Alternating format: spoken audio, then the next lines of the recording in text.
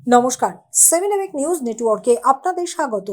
ফের সুন্দরবনের জঙ্গল লাগোয়া খাঁড়িতে মাছ ধরতে গিয়ে বাঘের কবলে পড়লেন এক মৎস্যজীবী।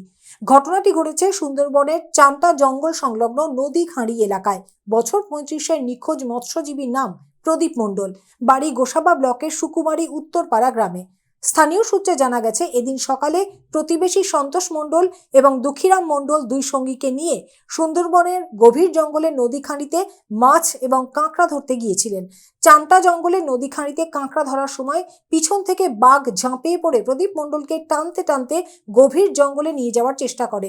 তাকে বাঁচাতে দুই সঙ্গী ঝাঁপিয়ে পড়ে দীর্ঘক্ষণ ধরে বাঘে মানুষের লড়াই করেও শেষ রক্ষা হয়নি।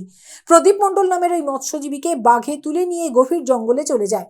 সঙ্গীকে হারিয়ে দুই মৎস্যজীবী রাতেই গ্রামের ঘাটে ফিরে এসে খবর দেয় আক্রান্ত মৎস্যজীবীর পরিবারে। মর্মান্তিক এই ঘটনার খবর পেয়ে কান্নায় ভেঙে পড়েন নিখোঁজ মৎস্যজীবীর অন্তঃসত্ত্বা স্ত্রী সহ গোটা পরিবার। শোকস্তব্ধ গোটা গ্রামের মানুষ। খবর দেওয়া হয় বন দপ্তর এবং সুন্দরবন কোস্টাল থানায়।